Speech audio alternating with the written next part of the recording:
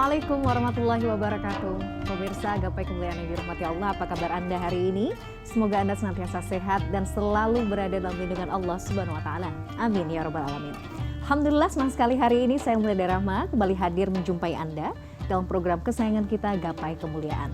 Selama 30 menit ke depan, insya Allah kita akan membahas dan menjawab berbagai masalah sehari-hari terkait tazkiyatun nafs atau menjaga dan mengelola hati sekaligus jiwa. Nah, seperti biasa pemirsa, saya tidak sendirian, sudah hadir bersama saya di studio. Ada Ustadz kesayangan kita semua, kita sambut Ustadz Hilman Fauzi. Assalamualaikum Hilman. Waalaikumsalam warahmatullahi wabarakatuh. Apa kabar Sehat? Alhamdulillah sehat walafiat. Oke, udah beberapa lama nggak berjumpa ya, mudah-mudahan senantiasa sehat ya. Amin, amin, alhamdulillah. Jadi bisa berbagi ilmu kepada kami di setiap pagi ini ya. Terima kasih. Nah, bagi Anda pemirsa yang juga memiliki pertanyaan, Anda bisa mengirimkan pertanyaan Anda baik berupa pesan teks maupun dalam bentuk video melalui nomor WhatsApp yang tertera di layar kaca.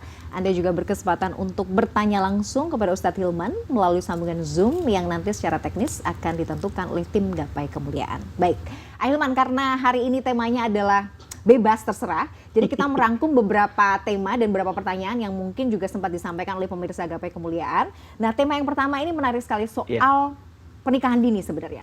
Kalau kita bicara soal pernikahan dini itu sebenarnya ini ibarat pisau bermata dua. Kita melihat sebenarnya ada banyak juga pernikahan dini, pernikahan atau di usia muda yang berhasil. Sukses bersama, bisa membangun rumah tangga bersama, harmonis begitu ya. Tapi di sisi lain kita juga tidak bisa menafikan bahwa pernikahan dini ini juga punya potensi kegagalan dan efeknya domino nih panjang. Bisa mungkin masalah belum siap finansial, jadi ada keguncangan rumah tangga karena faktor ekonomi, mungkin mentalnya juga bisa terguncang juga. Nah, Hilman, dalam konteks perspektif Islam nih, sebenarnya bagaimana kita menyikapi pernikahan di usia muda atau pernikahan dini ini? Tafadhol. Iya. Bismillahirrahmanirrahim. Assalamualaikum warahmatullahi wabarakatuh. Alhamdulillahirabbil alamin. Allahumma shalli ala sayyidina Muhammadin wa ala alihi wa sahbihi ajmain, amma ba'du. Mudah-mudahan kita semua dalam keadaan sehat walafiat dan kita juga mendoakan jika ada yang sedang sakit, semoga Allah berikan kesembuhan. Amin ya rabbal alamin. Pagi ini kita bicara tentang pernikahan. Tadi Mbak Mila nanya tentang pernikahan dini gitu ya. Sebenarnya kalau kita bicara tentang pernikahan, maka di awal kita harus memahami bahwa pernikahan itu adalah sebuah perjalanan. Artinya apa?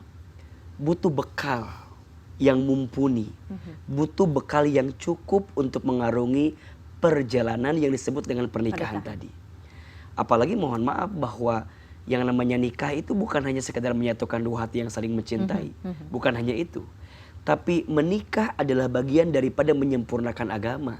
Sebagai bentuk juga menghidupkan sunnah Nabi SAW.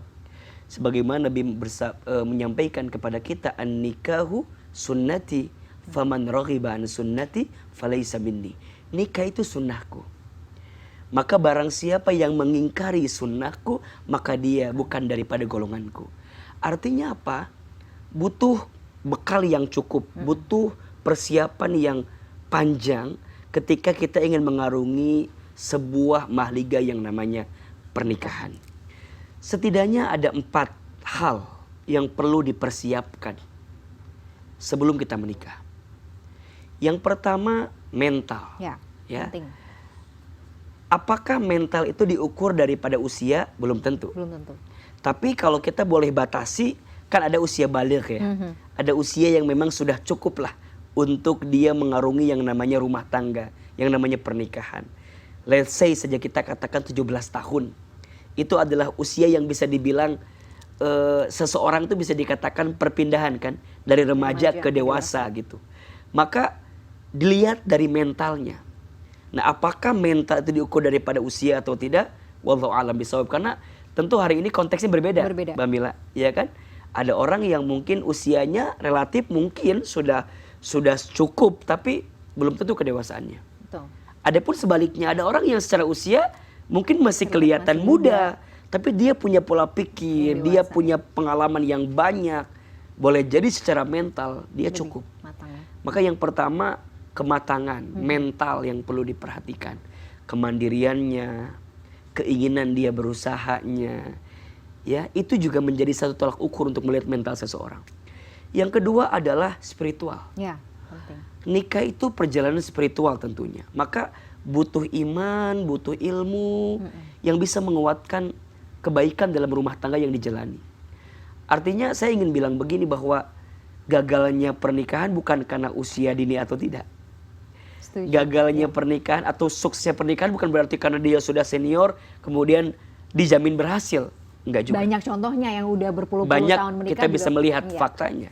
gagal. Nah, tapi kalau ditanya, apa sih yang membuat pernikahan itu tidak menemukan kebahagiaan? Kalau menurut saya, banyak rumah tangga yang tidak menemukan kebahagiaan bukan karena kurangnya cinta, tapi karena kurangnya iman dan ilmu yang dihadirkan di rumah tangga. Sepakat, ya.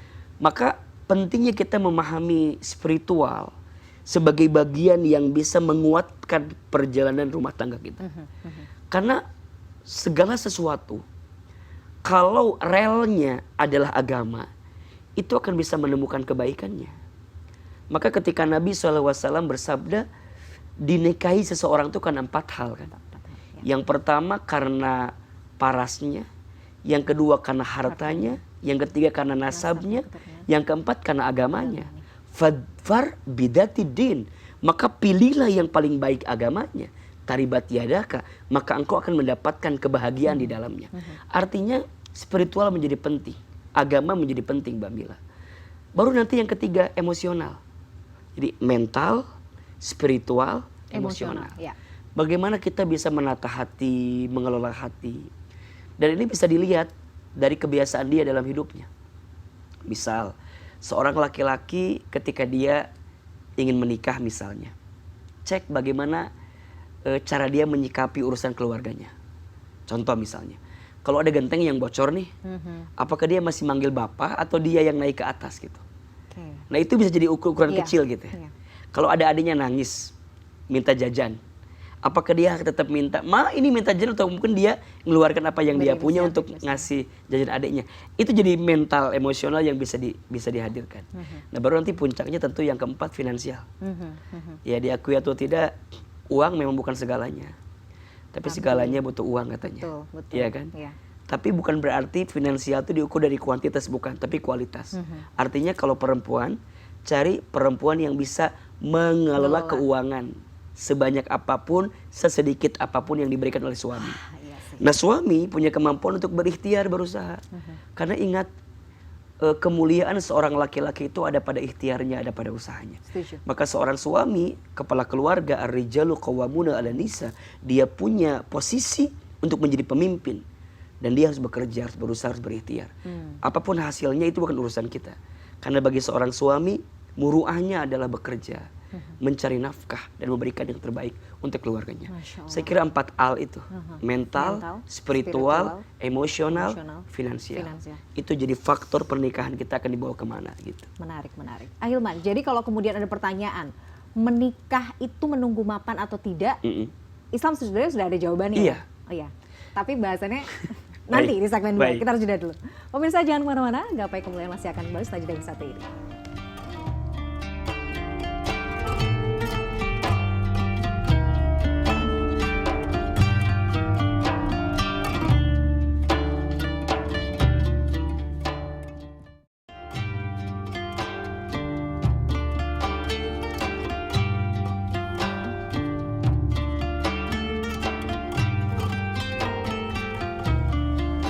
Pemirsa, terima kasih Anda masih menyaksikan Gapai Kemuliaan. Ahilman, kita lanjutkan. Jadi, perlu nggak menikah menunggu mapan dulu? Udah punya uang banyak dulu baru nikah gitu? Gimana? Iya, secara umum nikah itu hukumnya sunnah. Iya. Oke. Tapi nanti kata para ulama, dalam memposisikan hukumnya bisa berbeda-beda. Nikah bisa sunnah, bisa wajib, bisa makruh, bahkan mohon maaf bisa haram. Bisa haram, ya. Oke. Nikah bisa jadi sunnah ketika semuanya sudah mapan, baik, dan bisa mendapatkan kebaikan di dalamnya. Nikah bisa wajib loh, ketika dia sudah mampu, sudah ada calonnya. Artinya secara al yang tadi, mental, spiritual, emosional, finansial sudah sangat aman. Dan izin ya, dia sudah tidak bisa menahan hawa nafsunya. Itu artinya sudah harus segera dinikahkan. Calonnya udah ada, kemampuannya ada, dan dia sudah tidak bisa menahan hawa nafsunya. Maka nikah adalah jalan untuk bisa menyelesaikan apa yang menjadi masalahnya. nikah bisa juga makruh kalau memaksakan sesuatu yang belum pantas untuk dirinya. Nah, Malah jadi merusak bagi dirinya nanti. Atau bahkan mohon maaf bisa jadi haram ketika dia melanggar aturan-aturan yang ditetapkan oleh syariat tadi. Maka apakah nikah nunggu mapan? Lihat dulu konteks mapannya seperti apa. Oke. Kalau nunggu jadi orang terkaya kayaknya susah ya. Susah. Iya, Maka iya. mungkin yang paling pas kalimatnya bukan mapan kali. Cukup. Karena ukuran cukup itu is depend ya. Iya, itu yang bisa tergantung orang. Itu yang bisa dilihat gitu. Kayak ada dua konteks kata yang berbeda. Ada keinginan, ada kebutuhan. Itu berbeda. Kalau mengejar keinginan tentu nggak ada habisnya. Tapi kalau mengejar kebutuhan pasti ada takaran batasnya. Nah sekarang yang kita kejar tuh apa sih dalam menikah? Mohon maaf ya, banyak yang mengejar keinginan tapi lupa mengedepankan kebutuhan. Contoh, kita menikah, akad itu penting, itu kebutuhannya. Resepsi itu keinginan. Betul. Oke. Tapi bagi kami resepsi butuh, oke. Resepsi kebutuhan, tapi tempatnya di mana? Cateringnya seperti apa? Wardrobe-nya apa? Yang diundang artisnya siapa, atau penyanyinya siapa, atau hiburannya apa? Itu keinginan gitu. Maka konteks kebutuhan dan keinginan itu beda. Nah, ini yang perlu dibicarakan gitu. Bukan kemapanan saya kira tapi kecukupan. Menarik. Karena kalau kecukupan yang dikedepankan insya Allah akan mendatangkan keberkahan dan kebaikan. Oke, amin. Ahilman, bagaimana kalau kondisinya misalnya ada orang tua yang punya anak, ya, anaknya ini sudah artinya menikah di usia muda, tapi di sisi lain sebenarnya anak ini juga belum siap. Kita melihat atau orang tua melihat kayaknya memang apa-apa masih sama orang tua, minta sama orang tua misalnya secara kebutuhan ya, atau ngurus anak itu harus dibantu sama orang tua. Ini bagaimana ya orang tua harus memposisikan diri punya anak tapi sudah menikah, tapi sebenarnya juga belum mandiri-mandiri amat gitu. Iya, memang ada pertimbangan dari orang tua biasanya ketika dia ingin menyegarkan anaknya segera menikah. Satu, dia ingin anaknya bisa mendapatkan pasangan yang sesuai orang tua inginkan. Maka kadang-kadang suka dijodohkan dengan kerabatnya, dengan temannya, dengan sahabatnya kan. Dia punya anak, kita punya anak, kita nikahkan. Satu. Yang kedua, atau kecenderungan memang si anak emang udah punya calon. Daripada dibiarkan akan terjadi sesuatu yang tadi inginkan, maka menikah adalah jawaban. Ya udah deh gitu ya. Ya udah gitu kan. Tapi perlu yang ketiga, kalaupun memang butuh support dalam perjalanannya, yang gak jadi persoalan. Tapi sampai kapan? Maka yang paling penting itu bukan ngasih ikannya, ngasih umpan terus, tapi ngasih kail dan umpan yang bisa kemudian menjadikan dia bisa mengambil ikan terbaiknya gitu. Maka kalaupun sekarang masih ada yang disupport, kasih batas waktu. Sampai kapan? Kalau untuk menyiapkan pondasi ya mungkin tidak jadi persoalan. Tapi kan mungkin tidak banyak yang seperti itu Mbak Mila.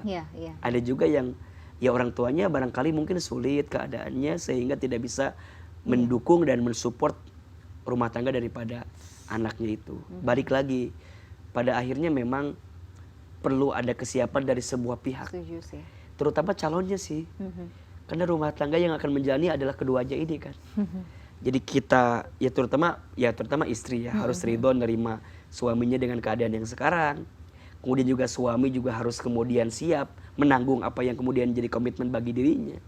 Saya kira nggak jadi persoalan, tapi tinggal bagaimana orang tua mendidik dan memberikan satu pendampingan kepada anaknya yang berumah tangga itu. Saya setuju sih dengan 4 hal tadi ya Hilman ya. Dan bagaimana juga orang tua itu juga harus mempersiapkan mental si anak ya. Karena kan ketika menikah itu artinya ya si anak sudah dianggap dewasa gitu. Betul. Jadi harus bisa berlayar sendiri. Betul. Gitu. Dan memang kalau bicara ideal ya, bicara ideal setelah kita menikah kita belajar untuk melepaskan diri dari orang tua. Bahkan kalau ada pertanyaan lebih baik kita tinggal di mana ya? Kalau bicara ideal lebih baik berpisah gitu. Ya kecuali memang ada kondisi misal orang tuanya harus ditemani sehingga dia tidak bisa keluar dari rumah tersebut. Tapi kalau bicara ideal, memang ideal itu yang namanya kapal kan gak mungkin nahkodanya 2. Iya, setuju. Pasti harus ada satu. Rawan friksi juga ya, betul. Rawan gesekan juga. Sebenarnya untuk kebaikan kedua belah pihak sih. Betul. Makanya saya pernah dengar dari guru saya begini. Terutama ini izin ya. Jadi seorang istri itu harus diberikan kekuasaan di 3 tempat. Nah kalau bisa ini seorang istri itu harus harus punya kekuasaan di situ. Oke. Yang Ya, pertama. yang pertama adalah sumur katanya. Iya. Jadi dia harus punya kamar mandi sendiri gitu. Yang setidaknya itu Private menjadi ya. privacy buat dia. Yang kedua kasur. Kasur. Dia Ya, punya kamar yang kamar. dia bisa artinya bisa bereksplorasi dengan apa yang dia inginkan. Yang ketiga dapur. Iya. Karena bagi seorang istri memasak, menyiapkan makanan bagi suami itu adalah satu kebahagiaan. Jadi 3 ur itu. Iya. Sumur, kasur dan dapur. Tambah 1 pupur kalau Benar. berdandan. Boleh dong. Ya, ini kan tadi kan tiga Tiga tempat yang harus punya privacy. Iya, betul. Artinya kalaupun kita masih menyatu sama orang tua, Paling enggak setidaknya 3 ur ini harus diperhatikan. ada space tersendiri bagi seorang istri Setuju. agar dia punya kelapangan dan keleluasan untuk bisa ya mengeksplorasi apa yang menjadi kebahagiaannya. Jadi kalau mau nikah nih misalnya untuk perempuan-perempuan penting juga ya, itu perlu dikomunikasikan Perlu sebenarnya. dikomunikasikan. Jangan sampai ketika sudah oke, saya menerima kamu apa adanya, pada akhirnya Ya. ada gesekan-gesekan malah justru nanti Makanya komunikasi itu yang menjadi perpecahan, penting. betul. Pada akhirnya komunikasi menjadi penting. Oke, Masya Allah. Ini menarik sekali ya bahasan pernikahan, tapi kita tutup dulu. Oke. Bab pernikahan ini, kita lanjut ke tema yang lainnya, Ahilman. Ini soal pertolongan Allah sebenarnya. Oke.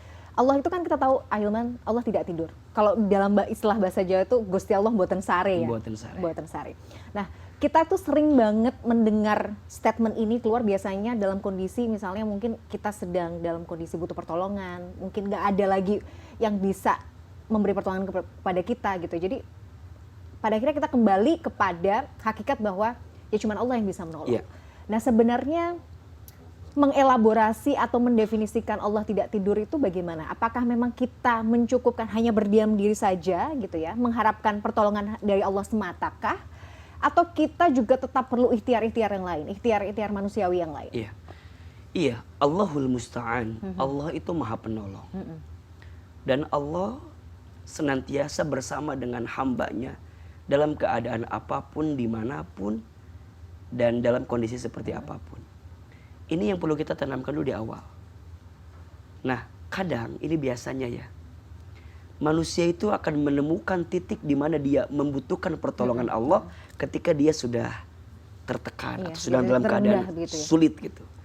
Maka di surat Al-Baqarah itu ayat 214 itu kan Allah sampaikan di situ. Di awal ayat Allah sampaikan, apakah kamu mengira akan masuk surga sedangkan engkau tidak diberikan ujian seperti umat-umat terdahulu. Ya, di antara ujiannya kan ba'tsa, dharra, zulzilu tuh. Allah kasih ujian ringan, sedang dan berat. Nah, sampai pada titik kita bilang begini, hatta yaqulu rasulullah tidak ma'ah. Para rasul dan orang beriman tuh mengatakan, mata nasrullah, kapan pertolongan Allah itu akan datang. Nah, ini kan sebenarnya kayak satu cerita gitu ya, bahwa kadang manusia itu harus menemukan titik terendah agar dia bisa berucap kapan pertolongan Allah itu datang. Betul. Padahal menurut saya begini Mbak Mila, ini rumus.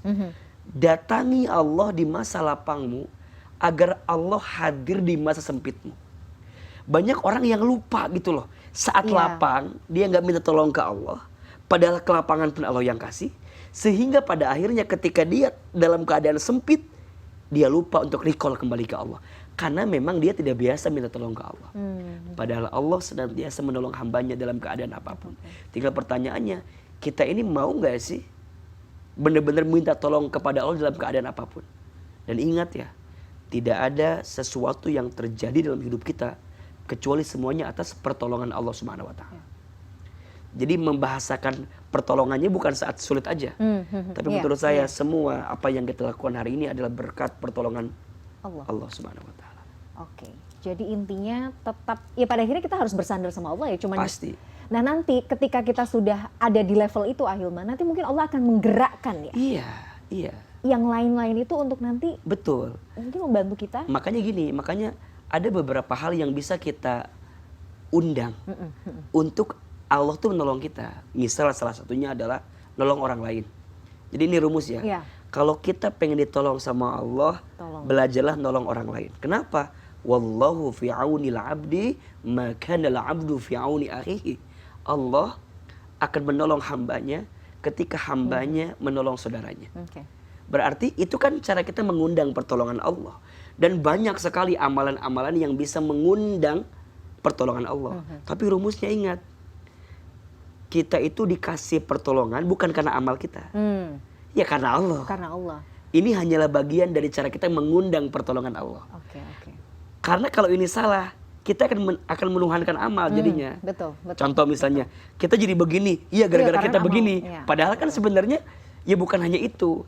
Ya kita ditolong sama Allah karena Allah yang nolong kita. Iya. Dan Allah menggerakkan Dan itu menggerakkan semua. itu semua. Masya Allah. Ya, kita tuh kan kayak mancing lah. Allah kasih rahmatnya sama kita dengan cara kita mengundang rahmatnya dengan beramal baik di hadapan Allah. Masya Allah, menarik sekali. Tapi kita harus tahan dulu. Kita Masya akan Allah. lanjutkan di segmen berikutnya. Pemirsa, Gapai Kemuliaan masih akan kembali sesaat lagi.